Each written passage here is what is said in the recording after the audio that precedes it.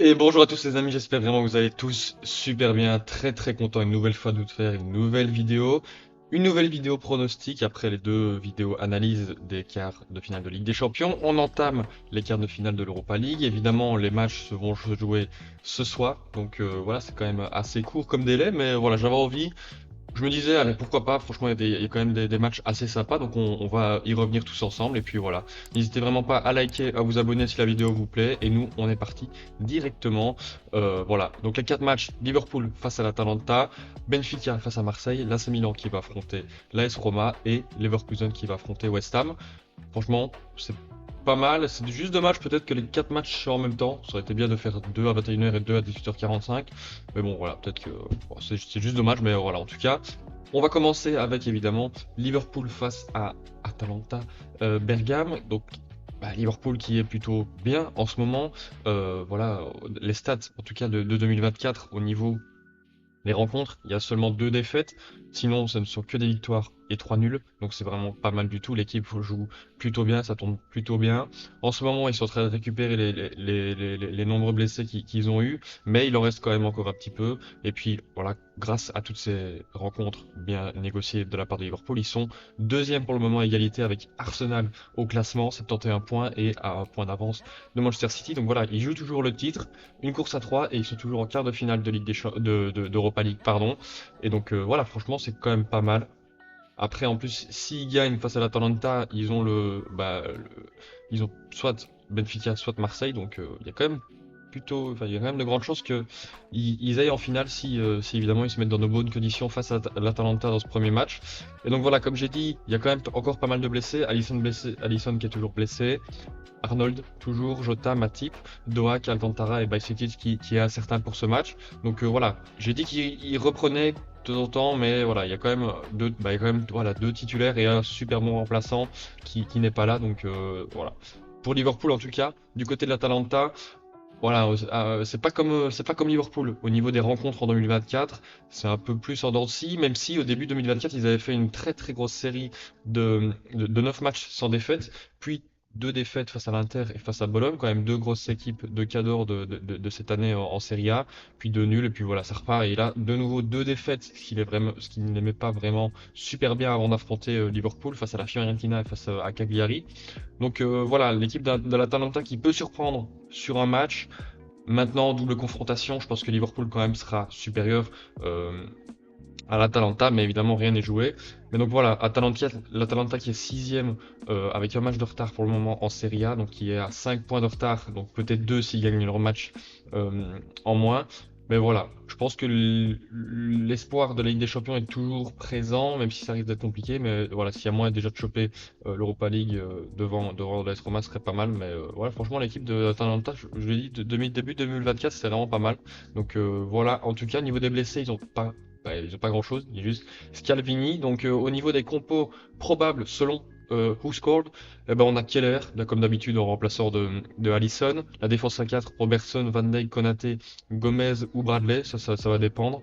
Le milieu à 3, évidemment Alister, Endo et Soboslai. Et puis l'attaque, Diaz, Nunez et Mohamed Salah, évidemment. Et du côté de l'Atalanta, Musso au goal. La défense à 3, Toloi, Jimisti et Kolasinac.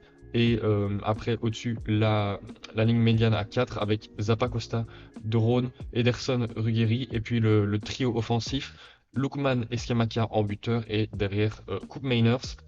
On a aussi le Charles de Kettelard qui a fait un très bon départ canon en 2024 qui est sur le banc, donc voilà, ça peut être une bonne option. Et puis du côté de Liverpool, on connaît les remplaçants. Mais voilà, en tout cas pour ce match, au niveau du pronostic, je vois quand même une victoire des Reds à Anfield 2-0. C'est quand même une équipe qui marque beaucoup et qui défend très bien, à l'inverse de l'Atalanta qui, voilà, défensivement peut avoir certaines lacunes. Donc voilà pourquoi je mets une victoire de Liverpool 2-0.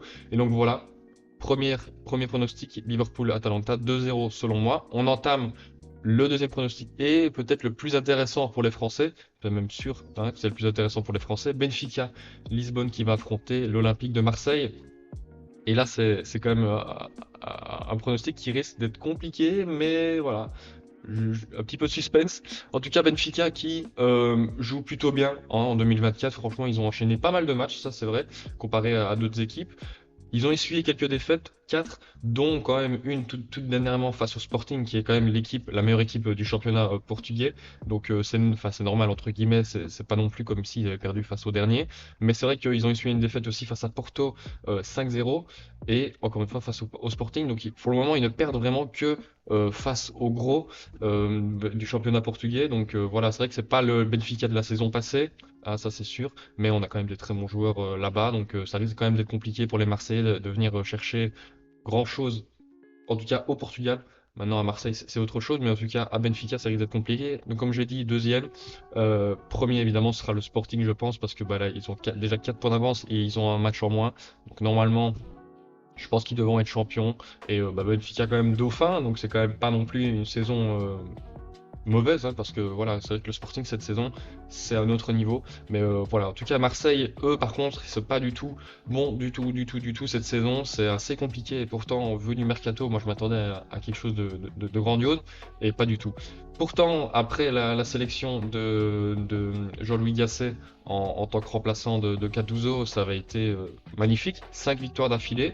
Franchement, là, on se disait, oh, il y a peut-être quelque chose à faire. On se souvient aussi du 4-0 face à Villarreal au Vélodrome. Et puis après, bah là, nouvelle désillusion, 4 défaites d'affilée. Bon, à Villarreal, c'est pas trop grave parce que bah, ils sont quand même qualifiés. Mais sinon, bah, Rennes 2-0 face au PSG. Première fois qu'ils perdaient au Vélodrome cette saison. Et là, tout fraîchement, Lille. Donc ouais, franchement, c'est quand même assez compliqué pour les Marseillais. Ils sont seulement 8e du classement à 39 points. Donc c'est quand même pas grand-chose. 9 défaites, 9 nuls, 10 victoires. C'est vraiment pas dingue du côté de Marseille. Donc ouais, c'est assez, ah ouais, assez bizarre. J'avoue que je m'attendais pas à ça, franchement, au niveau marseillais. Je m'attendais vraiment, comme j'ai dit, au niveau du mercato, quelque chose de beaucoup mieux. Mais bon, voilà, c'est comme ça de temps en temps, tous les ingrédients ne prennent pas. En tout cas, pour une question d'Europe, c'est toujours possible, hein, donc 5 points de retard, mais voilà, ça semble compliqué au vu de l'état de forme de Lens, de Nice, etc., de Lille. Mais c'est toujours possible, ils n'ont pas intérêt à abandonner maintenant. Et du côté des blessés, par contre, c'est vrai que là, côté Marseille, il y a quand même du monde. Il y a Murillo, Nadir, Valentin Rongier, Jonathan Klaus, Jean Onana, Ismail Assar, Meite et Chancel Mbemba qui est incertain. C'est vrai qu'il était sorti sur blessure, je crois, face au Paris Saint-Germain. C'est vrai que s'il n'est pas là, c'est quand même un gros défenseur qui n'est pas là, peut-être le patron même de cette défense qui n'est pas là. Du coup, au niveau des compos, on a du côté de Benfica, Trubin au goal, les 4 défenseurs, Orsnes, Otamendi, Silva et Jonathan Ba, le double pivot Neves, Florentino, et après en 10, Rafa, et puis en attaque, Maria Cabral et David Neres. Et du côté marseillais, bah, on a Lopez au goal, évidemment ça bouge pas. La défense à 4, Ouscorn, ils mettent Mbemba. C'est vrai que c'est possible, hein, il est incertain, donc c'est possible, parce qu'en plus à droite, il y a pas grand monde avec les blessures de Klose et de Maïté. Donc on a Gigot, Balerdi qui fait quand même une plutôt bonne saison. Quant à Merlin à gauche, le milieu à 3 avec Harit, Kondogbia et Vertou. Et puis en attaque évidemment, NDI, Mumbagna et Aubameyang, qui est clairement le meilleur Marseillais cette saison. Franchement, il fait une saison quand même plutôt intéressante, malgré le faible résultat de son équipe. Mais en tout cas, voilà, au niveau de mon pronostic, du coup, voilà, je pense que Benfica va quand même s'imposer chez eux. Je dis 2-1. Je pense que ça va être un match quand même assez serré. Les Marseillais vont, à mon avis, faire le gros dos. Pas d'entrée de jeu. Je pense que d'entrée de jeu, ils vont quand même essayer de surprendre les Lisboètes. Mais après, forcément, il y a un petit truc, enfin, il y a une petite incohérence qui va se sentir du côté marseillais. Et là, c'est là que Benfica va pouvoir en profiter. Donc voilà pourquoi je mets Benfica qui emporte ce match 2-1. Voilà. En tout cas, du coup, ça fait Liverpool et pour le moment Benfica qui gagnant selon moi. Au niveau de la troisième rencontre, c'est l'AC Milan face à l'AS Roma. Un duel 100% italien qui s'est déjà déroulé 2 fois cette saison en Serie A, et c'est les Milanais qui l'ont emporté 2 fois. D'abord au début de saison, hein, le 1er septembre, 1-2 victoire des Milanais, et là bah, il y a 3 mois maintenant, le 14 janvier, AC Milan Roma 3-1. Donc voilà, au niveau psychologique, l'AC Milan est peut-être un petit cran au-dessus, ouais, parce que voilà, quand tu as déjà perdu 2 fois face à la même équipe et que tu l'affrontes maintenant dans un plus gros contexte entre guillemets, quart de, à chaque fois je me trompe, quart d'Europa League, c'est quand même plus compliqué, surtout qu'en plus l'AC Milan en ce moment ça fonctionne plutôt bien. Ils sont sur 7 victoires d'affilée. Ouais, franchement, ça fonctionne plutôt bien. Les Milanais, offensivement, c'est vraiment très impressionnant. J'aime vraiment bien, moi, le mercato de Milan. Je m'attendais aussi à quelque chose de fou. Je m'attendais, voilà, pourquoi pas jouer la première place. Mais c'est vrai que les atterristes ont été bien mieux et beaucoup plus clutch et beaucoup plus réguliers dans les résultats. Mais Milan, quand même, qui est une très très bonne équipe avec beaucoup de nouveaux transferts, mais qui fonctionne super bien. Pulisic notamment, qui est vraiment qui est vraiment exceptionnel. Loftus-Cheek aussi, Chukwueze, voilà, franchement, c'est assez pas mal. Et évidemment, tu as Leao qui continue, qui recommence maintenant à reperformer après un petit passage à vide. Mais voilà, cette victoire de rang face à Slavia Prague en Europa League, face à Empoli, face à Vérone, face à la Fiorentina, face à Lecce, c'est vrai que c'est pas non plus les plus grosses équipes de Serie A, mais il faut quand même les enchaîner. Donc ouais, voilà. En tout cas, Milan qui se prépare plutôt bien avant cette rencontre. Comme j'ai dit, deuxième. C'est vrai que là, bon, il y a 14 points de retard. La Scudetto est pliée, ce sera l'Inter qui va évidemment la gagner. Mais voilà, ils sont quand même repassés devant la Juventus, c'est toujours sympa de finir deuxième, c'est mieux que troisième en tout cas. Mais voilà, pour les Milanais, du côté de l'AS Roma, c'est vrai que des deux côtés, il n'y a pas trop de blessés. Il y a juste Tomori ici qui est suspendu parce qu'il a pris rouge, je crois, contre Rennes, il me semble, et Pobaga. Donc voilà, côté Roma, c'est plutôt pas mal non plus en 2024 depuis le licenciement de Mourinho et le retour de Daniele De Rossi à la maison, hein, mais là cette fois-ci en tant qu'entraîneur. C'est plutôt pas mal, franchement. Il a fait quelques victoires, quelques défaites, mais c'est plutôt positif son arrivée. Et ouais, ça marque plutôt, ouais, c'est plutôt pas mal face à Brighton qui a été, ouais, franchement, match exceptionnel de la Roma, 4-0 face à Brighton. Donc ouais, franchement, ils sont plutôt pas mal en tout cas, aussi les Romains. Au niveau du classement, c'est vrai qu'ils sont cinquième, c'est pas au niveau de l'AC Milan, mais ouais, ils sont toujours à 3 points de la place de Ligue des Champions, donc pourquoi pas, ils peuvent toujours y croire, donc ouais, c'est plutôt pas mal. Du coup, comme j'ai dit, bah, il y a aussi un suspendu, c'est Evan Ndika, et le blessé, c'est Azmoun, l'attaquant. Mais voilà, en tout cas, au niveau des compos, selon WhoScore, encore une fois, côté Milan, évidemment, ça c'est la classique. Maignan au goal, Hernandez à gauche, Kiar et Gabia en centrale, Calabria à droite. Les deux pivots, Adli et Reinders. Et puis en attaque, Leao évidemment. Loftus-Cheek en tant que numéro 10. Pulisic à droite et Olivier Giroud national en pointe. Et puis du côté de la Roma, on a Svilar, très bon gardien qui est d'ailleurs double nationalité belge et slovaque, je crois, comme ça. À droite, Selic, en double, enfin, la charnière centrale, Mancini, Llorente, à gauche Angelino, l'ancien l'ancien de Galatasaray. Le milieu à 3 avec Cristante, Paredes évidemment, Pellegrini, et devant tout simplement El Shaarawy, Romelu Lukaku et Paulo Dybala. C'est quand même deux équipes qui ont une belle tête, on va pas se mentir, mais c'est vrai que voilà, si je devais dire un petit favori juste au niveau de la composition, enfin un favori entre guillemets, c'est vrai que le Milan est plus belle, de plus gros noms, donc voilà, mais bon, ça veut rien dire. En tout cas, au niveau de mon pronostic, je vois quand même le Milan supérieur à cette équipe de l'AS Roma, mais attention quand même, parce qu'il ne faut pas non plus partir trop confiant. Ça peut être une équipe qui peut surprendre. Donc, euh, donc voilà, je mets quand même une victoire de l'AC Milan, mais j'ai un petit doute quand même parce que c'est possible que la Roma surprenne les Milanais. Donc voilà, Milan 2-0 selon moi. Et puis du coup, on entame le dernier match, Bayer Leverkusen face à West Ham, avec Bayer Leverkusen qui n'a pas encore perdu cette saison, ici en 2024. Bah, seulement deux défaites sur, je crois, 15 matchs, là, un truc comme ça, sur 15 matchs, seulement deux nuls. Ouais, sinon, c'est que des victoires. Au classement, ils sont premiers. Normalement, ils devraient être sacrés champions à l'issue de ce week-end si ils gagnent. Ici, ils gagnent, c'est sûr, mais bon, même, allez, même s'ils gagnent pas cette semaine, la semaine d'après, ils seront sûrs et certains, même je crois que même s'ils matchent nul. Mais bon, voilà, en tout cas, ils ont magnifiquement bien géré. Xabi Alonso a fait un taf monstrueux sur le banc du Bayern, qui devrait rester en plus. Donc, ça nous offre à Bayer Leverkusen, s'il n'y a pas trop de transferts en Ligue des Champions avec les mêmes bases. Donc ça peut être vraiment intéressant de voir à quel point cette équipe peut taper les grosses équipes européennes. Mais voilà, déjà il faut commencer par l'Europa League et ça passe par une victoire face à West Ham. Au niveau des blessés, en plus, ils n'ont pas trop de monde. Ils ont juste Nathan Tella qui a certains et Holzek. Donc c'est plutôt sympa quand même de ne pas avoir trop de monde. C'est vrai que West Ham, eux, en première ligue, ça va pas trop.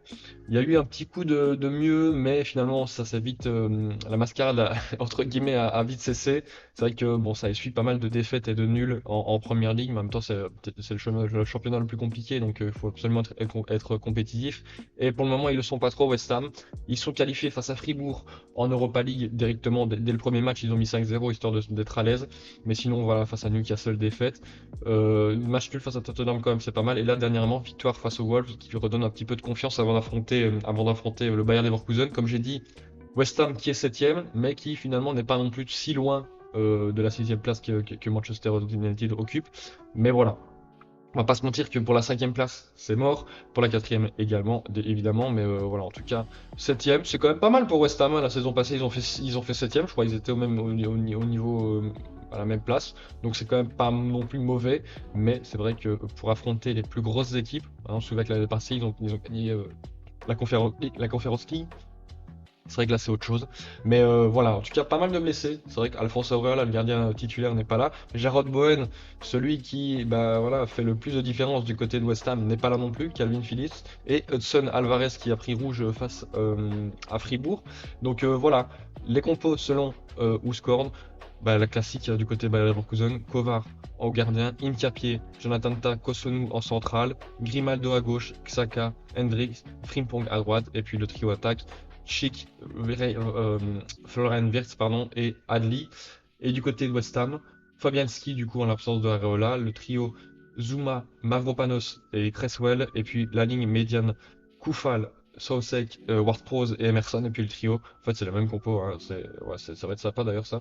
Antonio, Kudus et Paqueta, Lucas Paqueta, donc voilà franchement deux compos qui sont quand même plus sympas, donc enfin qui sont même très sympas toutes les deux, donc voilà on verra qui va prendre l'avantage sur l'autre. Moi selon moi je pense que quand même Leverkusen est au-dessus de West Ham, 3-1 selon moi, je pense qu'ils vont faire la différence à domicile, et en plus ils ont ce petit pouvoir entre guillemets parce que de temps en temps ils perdaient même contre Karabakh, ils perdaient 0-2, même tout fraîchement en Bundesliga ils perdaient 1-0, ils reviennent dans le temps additionnel. Enfin, il y a un petit espèce de petit pouvoir qui les entoure et qui leur permet de continuer leur série. Donc je pense que leur série va continuer et même ils vont prendre une très bonne option avant de se déplacer en Angleterre. Donc voilà pourquoi je mets Leverkusen gagnant. 3 buts à 1, mais évidemment, ce n'est que mon avis. Il va y avoir sûrement des surprises.